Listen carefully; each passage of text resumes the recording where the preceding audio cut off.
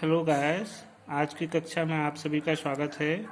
आज हम पढ़ेंगे प्रश्नावली 11.2। आज का हमारा टॉपिक है चतुर्भुज की रचना।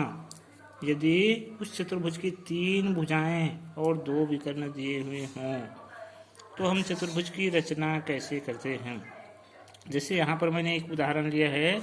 ये उदाहरण देखिए, चतुर्भुज ABCD की रचना कीजिए, जहाँ ए बी बराबर 4 सेंटीमीटर, AD बराबर 3.5 सेंटीमीटर, DC बराबर 5 सेंटीमीटर, AC बराबर 7 सेंटीमीटर, BD बराबर 6 सेंटीमीटर। तो इस तरह से ये जो चतुर्भुज है इसमें 3 भुजा और 2 विकर्ण दिए हैं। अब कैसे दिए हैं तो इसके लिए सबसे पहले हम एक कच्चा चित्र बना लेते हैं। एक कच्चा चित्र मैंने बनाया हूँ जिसमें ए से बी, ए बी दिया है 4 सेंटीमीटर, ए से डी दिया है 3.5 सेंटीमीटर, सी से डी दिया है 5 सेंटीमीटर, और इसके आमने सामने के शीर्षों को मिलाने वाली ये जो सीधी रेखा है जिसको हम विकर्ण कहते हैं।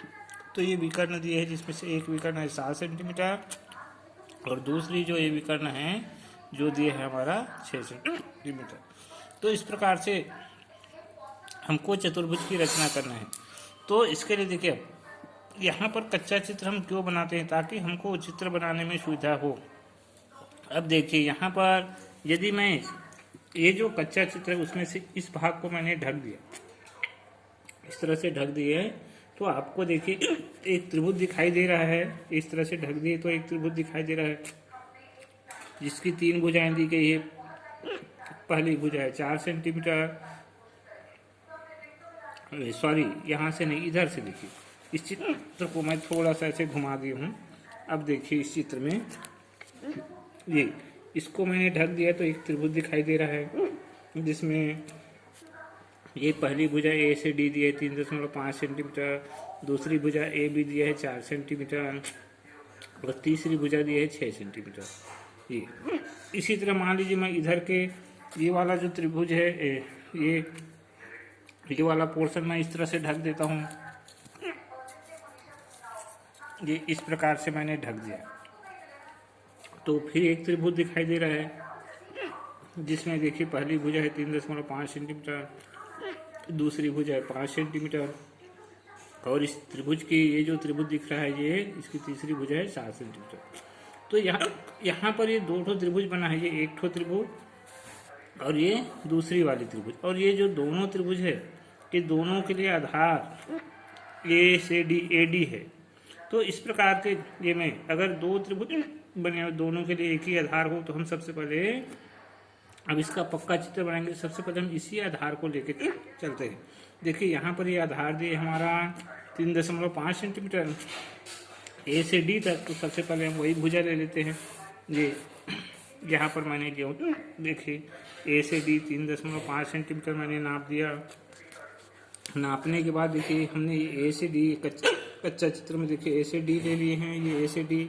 उसके बाद यहाँ पर 2 त्रिभुज बने हैं, एक त्रिभुज इधर गया है ये, तो इसके लिए ये ए बी दिए है 4 सेंटीमीटर और ये बी से डी दिए है 6 सेंटीमीटर। तो यहाँ पर वही है, ये देखिए ये बी से डी 6 सेंटीमीटर दिए है। तो हम यहाँ पर डी पर प्रकार का एक नोक रखेंगे।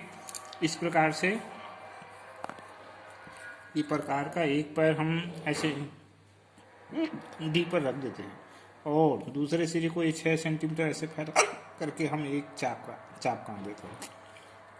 इसी तरह देखिए ए से बी 4 सेंटीमीटर दिए तो प्रकार का एक पैर 4 ए पर रखोगे और 4 सेंटीमीटर इस प्रकार को फैला कर हम फिर ऐसे बी के लिए चाप काट देते हैं।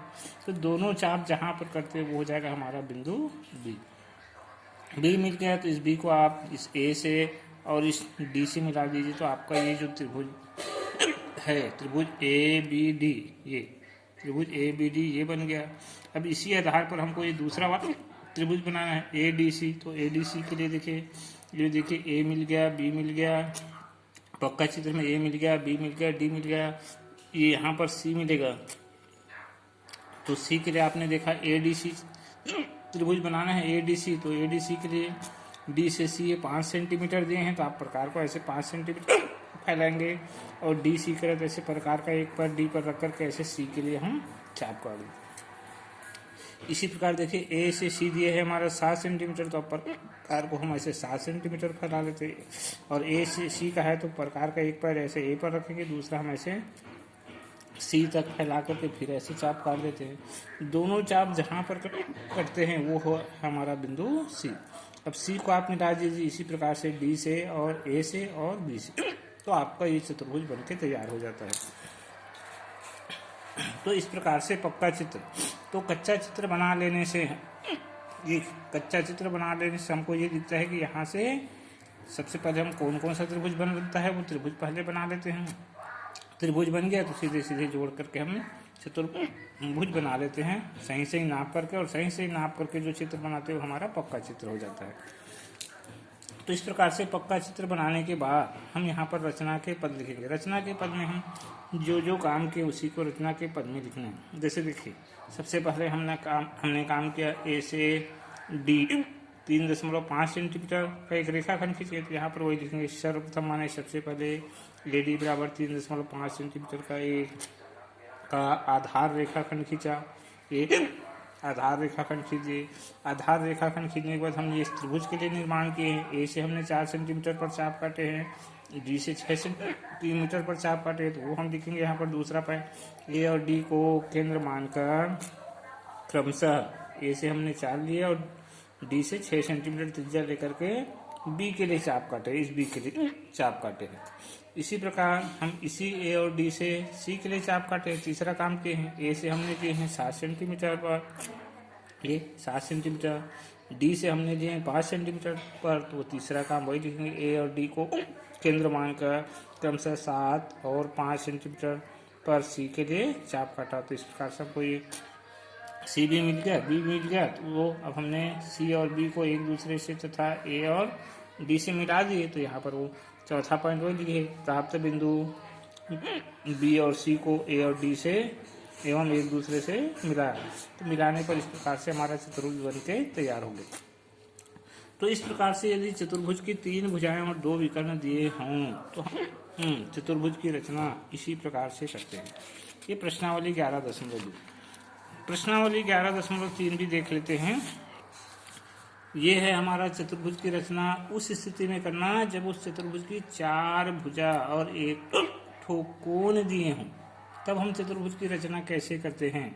जैसे कि देखिए यहाँ पर भी एक उदाहरण दिया हूँ मैंने। उदाहरण, चतुर्भुज ABCD की रचना कीजिए जहाँ AB बराबर है 4.5 सेंटीमीटर, BC है 3.5 सेंटीमीटर, CD है 3.8 सेंटीमीटर, AD है 4 सेंटीमीटर और कोण A है 57। अब देखिए भाई, तो इसके लिए भी सबसे पहले हम एक कच्चा चित्र बना लेते हैं। कच्चा चित्र में हम करते क्या हैं, ये हम एक ऐसे ही बिना नापे अपने ओर से किसी भी प्रकार के एक चित्र बना लेते हैं, और चित्र बनाने के बाद इसको नामांकित कर देते हैं इनके शीर्षों को। जैसे पहला शीर्ष को मैंने लिखा A, फिर B, फिर C और फिर D। फिर इनकी भुजाओं को भी अंकित कर देते हैं। जैसे देखिए A से भी A भी दिया है 4.5 सेंटीमीटर, ये यहाँ पर दिया है। फिर ये B से C 3.5 सेंटीमीटर, ये यहाँ पर दिया है।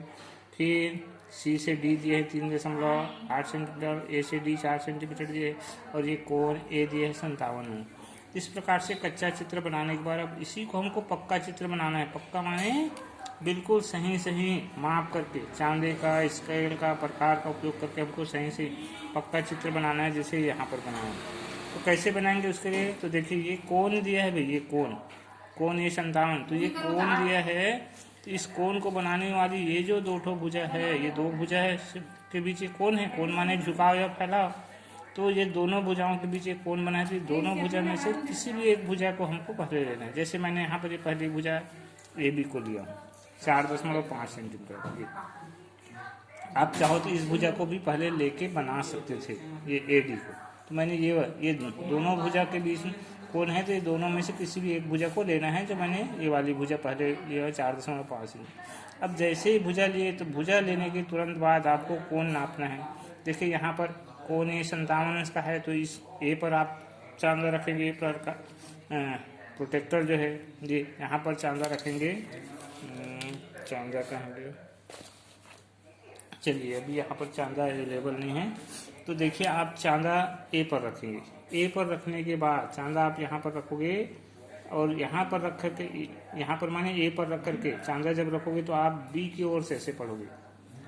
आपके चांदे में हर को 2-2 बार दिए रहते हैं, तो ऐसे ही नहीं निशान लगा देना है। ऐसे ही निशान लगाने से पता चलेगा वो 57 अंश नहीं 123 अंश ऐसा हो जाएगा। तो आप चांदा ए पर जमाओगे तो बी की ओर से ऐसे ही पढ़ेंगे, बी की ओर से पढ़ेंगे माने इधर से बी की ओर से 0 10 20 30 40 50 इस प्रकार से पढ़ेंगे तो ये 57 अंश यहाँ कहीं मिलेगा। तो आप ये 57 अंश यहाँ मिला, तो ये जो 57 अंश पर जो निशान लगाए उस पर ए को मिलाते हैं, एक ऐसे किरण खींचते हैं। कोण पर जब खींचे जाते हैं तो हमेशा किरण कहलाती है। इस प्रकार से हम एक किरण खींचे, नाम दीजिए इस किरण का को ए एक्स, ये किरण खींच दिए। अब देखिए इस कच्चा चित्र पर चलते हैं। देखिए हमने ए बी, ये ए और बी ले लिए हैं, इधर आपका डी मिलेगा। तो डी के लिए देखिए ए से डी है 4 सेंटीमीटर, तो ए से डी 4 सेंटीमीटर है। तो हम इसी किरण, ये जो किरण मिला इसी पर ए से डी के लिए हम 4 सेंटीमीटर पर ये ऐसे प्रकार को हम 4 सेंटीमीटर इस प्रकार से फैला लेते हैं। मान लीजिए ये 4 सेंटीमीटर है ना। ये इस प्रकार से फैला करके ए डी कहा है, आप प्रकार का एक पर ए पर रखोगे, दूसरे को ऐसे 4 सेंटीमीटर फैला करके ऐसे चाप काट देंगे। तो ये चाप जो है इस किरण को, इस किरण एक्स को जहाँ पर काटेगा वही होगा आपका बिंदु डी। क्योंकि ए से डी 4 का है तो हमने ये 4 सेंटीमीटर फैलाया, मानिए डी हो जाएगा।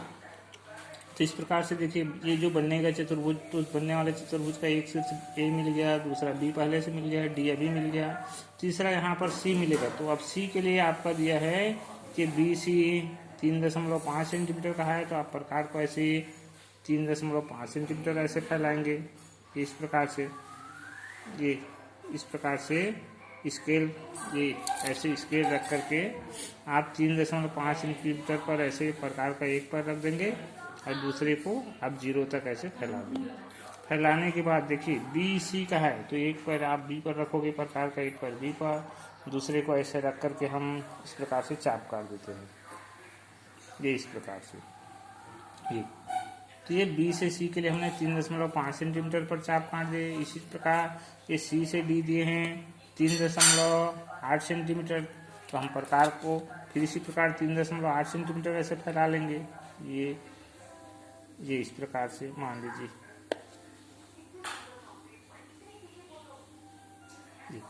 ये इस प्रकार से मैंने 3.8 सेंटीमीटर ये प्रकार को इस प्रकार से फैला लिया। ये देखिए 3.8 पर है, ये थोड़ा सा और फैलेगा। ये देखिए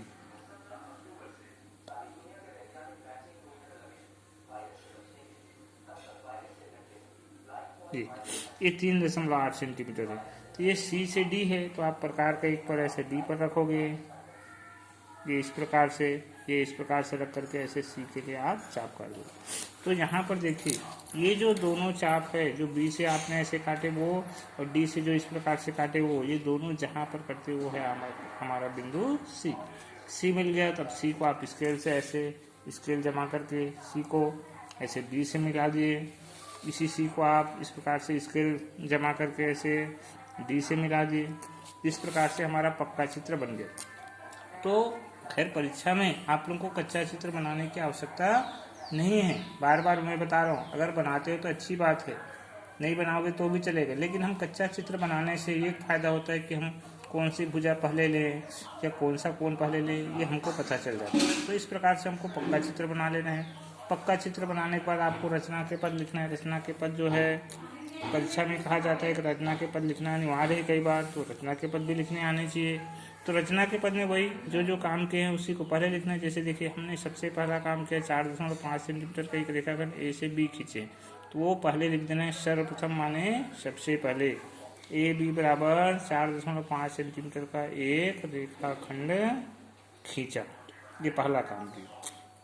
रेखा खींचने के बाद तुरंत बाद हमने की है यहाँ पर देखिए कोण बनाया हूँ। कोण के लिए 57 अंश कोण पर हमने किरण खींचे, कहाँ पर, ए पर चांदा रख करके। तो ये दूसरा काम वही लिखें, ए पर चांदा की सहायता से 57 अंश कोण पर किरण एक्स खींचा। ये किरण खींच दिए गए। किरण खींचने के बाद, ये किरण खींचने के बाद इसी पर हमने ये जो एक्स है इसी पर या डी के लिए चाप काटे हैं। तीसरा काम किए हैं ए से 4 सेंटीमीटर पर। तो पुनः चाप काटे हैं, चाप के लिए लिखते हैं पुनः ए को केंद्र मानकर 4 सेंटीमीटर त्रिज्या लेकर। चाप जब भी काटते हैं तो हमेशा हम जो फैलाते हैं वो त्रिज्या कहलाते हैं, प्रकार को जितना फैलाते हैं तो वो उतना त्रिज्या कहलाता है। तो ये 4 सेंटीमीटर फैलाए तो 4 सेंटीमीटर त्रिज्या लेकर किरण AX पर चाप काटा। तो ये यहाँ से इस प्रकार से हमने चाप काट दिए हैं, ये इस प्रकार से। तो ये चाप जहाँ पर काटे वो हो गया हमारा बिंदु D। ये अब ये है प्राप्त बिंदु D। तो इस प्रकार से आपको D बिंदु प्राप्त हुआ। तो ये जो प्राप्त बिंदु D है और ये जो B है, इन दोनों को केंद्र मानकर क्रमशः यहाँ से हमने D से लिए हैं 3.8 सेंटीमीटर और B से हमने लिए हैं 3.5 सेंटीमीटर। पर ये इस प्रकार से हमने दोनों से C के लिए चाप काटे हैं। तो चौथा काम वही लिखे हैं, प्राप्त बिंदु D और B को केंद्र मानकर क्रमशः 3.8 और 3.5 सेंटीमीटर त्रिज्या लेकर C के लिए चाप काटा। C के लिए भी चाप काट दिए तो इस प्रकार से हमको बिंदु C मिल गया। अब ये C मिल गया तो ये जो प्राप्त बिंदु C है इसको B है और D है, इन दोनों से मिला दिए तो हमारा चतुर्भुज बनकर तैयार हो गया। तो यही जो है अभिष्ट चतुर्भुज ABCD, अभिष्ट माने पूछे गए। तो भाई इस प्रकार से आप लोगों को चतुर्भुज की रचना करने का, जब 4 भुजा और 1 कोण दिए हों तब। तो आज की स्थिति में मैंने 2 स्थिति में चतुर्भुज की रचना बताया हूँ। आगे और भी स्थिति है जिसके बारे में हम अगली वीडियो में पढ़ेंगे, अगली क्लास में पढ़ेंगे। तो आज के लिए बहुत बहुत धन्यवाद।